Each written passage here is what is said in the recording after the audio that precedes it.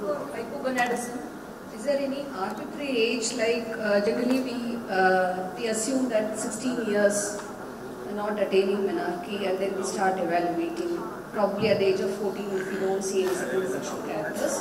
So is there any arbitrary age, and is there any relationship to the BMI to start on the dose, and how often we monitor with the hormonal levels? Do we keep increasing as the age advances or no? So I would say that 16 is pretty old. I would say that, so UK pediatric guidelines say that in fact you should really start investigating looking after the age of 14. But actually for many women there will be clues beforehand there's going to be a problem. So for the Turner women, they will have like a Turner phenotype that will be picked up even neonatally with lymphedema.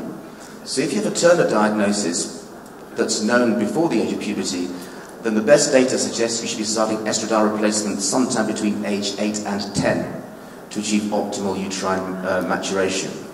Similarly, if you have Kalman's syndrome, you have no sense of smell, you shouldn't wait until 14, 15, you should be starting them, age 11, 12, 13. In terms of the doses, there are no randomized control studies, but historically we know that if you start off at a low dose and build up gradually of estradiol, that seems to be what achieves your best breast maturation. And the longer you can delay things before you introduce progesterone, the better that is for your long-term breast maturation. And that's probably also applies the same for the uterus. The more you can string them along on estradiol-only treatment before they get menstrual cramps and spotting, the better the uterine development is. Once you use progesterone, you begin to terminate the uterine development. This question to Dr. Vilas.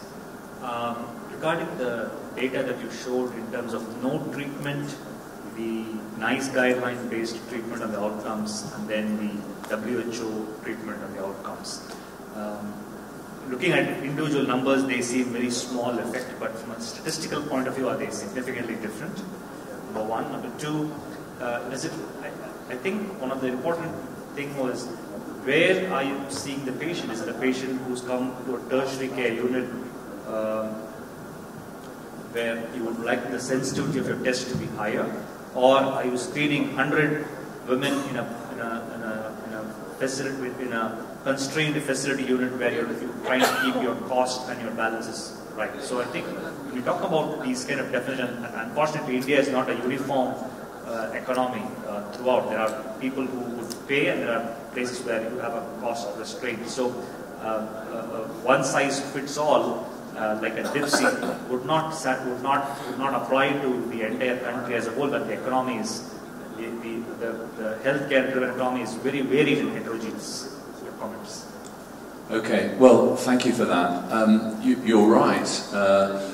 When you test is very important in terms of when you detect these abnormalities. I mean, the modelling was based on testing in the second trimester, but the current NICE guidance recognises that many women who are at high risk, particularly those that had gestational diabetes in a previous pregnancy, may manifest much earlier on. So the NICE guidance suggests that those at high risk and previous, certainly those with previous GDM, are tested in the first trimester, and if appropriate, treatment is instituted at that stage.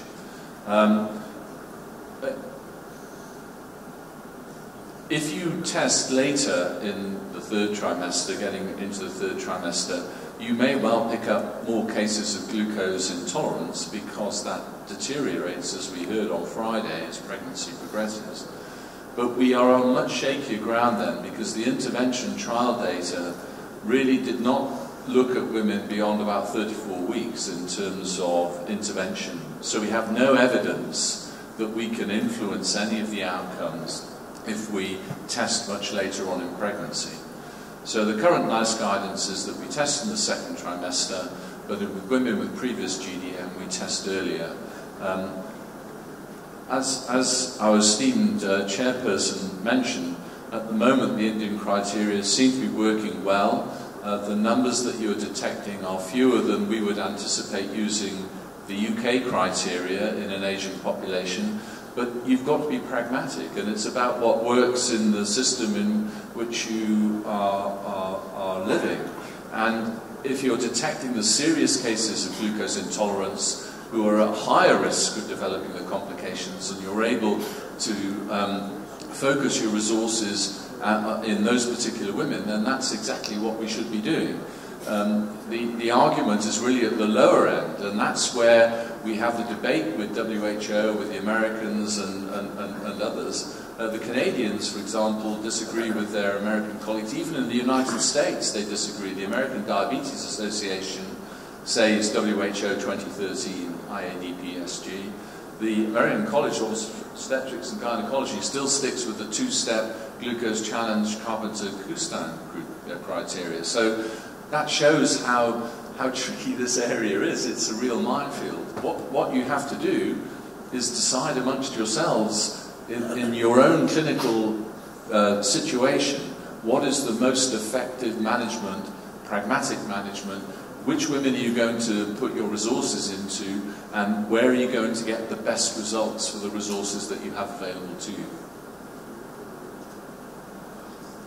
Yeah, Dr. Quinton, this is for you. So, this is something that I was fascinated that you spoke about longer estrogen exposure before progesterone. So one of the things that happens is that, let's say you start them on a very small dose of estrogen, maybe at 12.5, 13, and then you try to keep it going. By about 6 months, you're actually going to get some amount of breakthrough. The question is, traditionally what we do is that the moment they get the breakthrough, you start adding progesterone. The question that I have is, maybe should we ignore this and then continue estrogen for some more time till we have the optimal breast development that we get? Well, I'll let you know what my colleagues at UCH do. They're more advanced than me, so they will be doing ultrasound of the endometrium on a regular basis. Mm-hmm. And as they see the endometrium beginning to thicken, mm-hmm. they will back off the dose. So you actually step down? They will step down. Okay. With me, I don't have access to that, or not to the extent that they do. So if the breast development isn't great and the girl's getting a bit of cramping or spotting, I will back off on the dose. I will step down for a while. So let's say I'm on 1.5 grams of estrogen, and then she's cramping. There is one breakthrough. So I don't add progesterone. I just go down to, let's say, 1.25, and then see what happens. Yeah, see what happens, and until she's got the breast development that she's happy with. Yes. Sounds good. So the question is, of course, is sometimes the complaint is that the longer the estrogen use, there's also a chance of tubular breast development. So I think that's more of the tubular stuff tends to happen when girls are stuffed on the pill straight away, which we do see, or if the dose of estrogen is just very high at the beginning. I'm very relaxed about, if you want to get the best possible breast development, the longer they can be on estrogen without progesterone seems to be the better. Yes. Thank you so much. Thank you, Professor Krishna. This is in continuation to what Dr.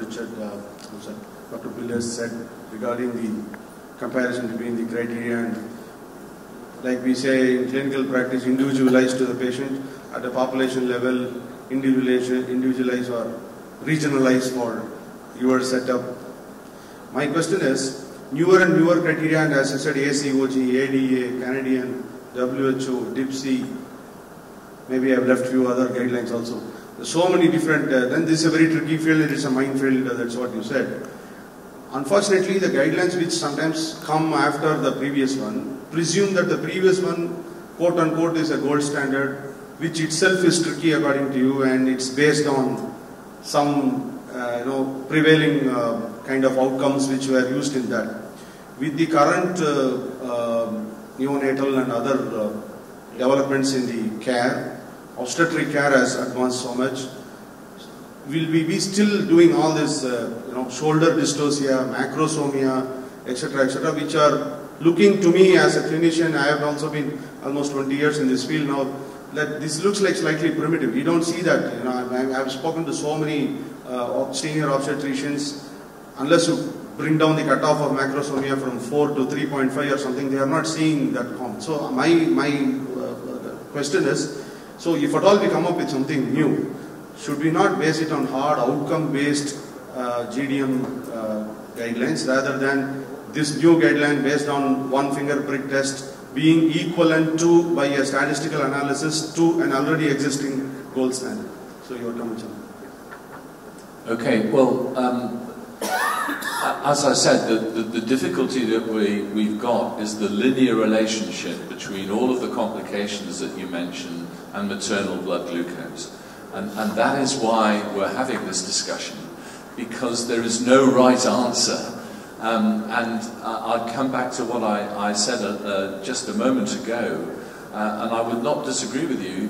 You've got to work within your own experience and your own, where your priorities are, and do that accordingly. I mean, the implication of GDM is a diagnosis is important for the pregnancy, but it's very, very important for the woman after pregnancy, because her risk of developing overt type 2 diabetes is probably 50% within 5 years.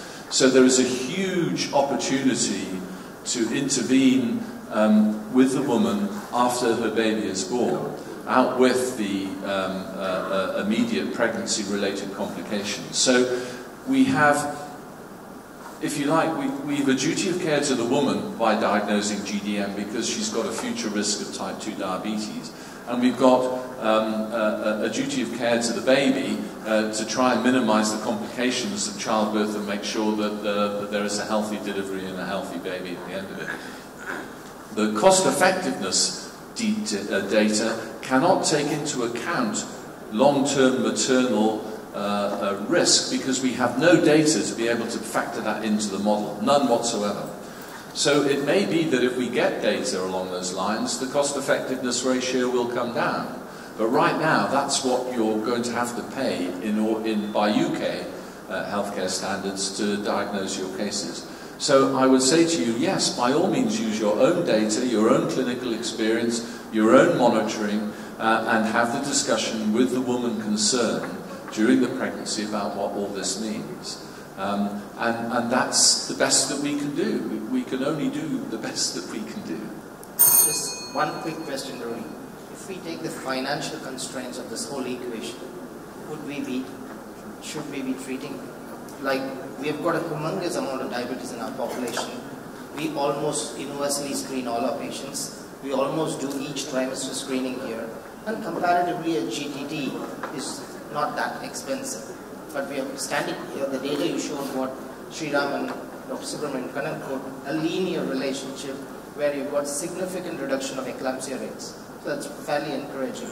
And I personally would think that we should be screening more and more with the data you showed as well, without worrying about the financial constraints. Well, you can't not worry about financial reasons because, you know, we live in the real world, don't we? And you know, money is what makes the world go round, I'm afraid. But leaving aside the cash, is it right that in a population of 3,500 women, you diagnose an extra 300 women to prevent 2 cases of preeclampsia? And you might say, yes, it is. Well, that's a value call, and you have to do that. But my own experience is that, as I said in my presentation, women who have this diagnosis, you know, there's a lot of worry, concern, there's a huge amount of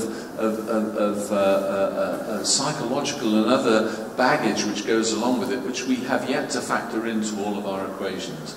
But essentially, women with glucose intolerance in pregnancy at any level are at risk of later type 2 diabetes. We need to counsel them about that. Where you take the cutoff to make the diagnosis of GDM is a matter for personal discussion and rational debate.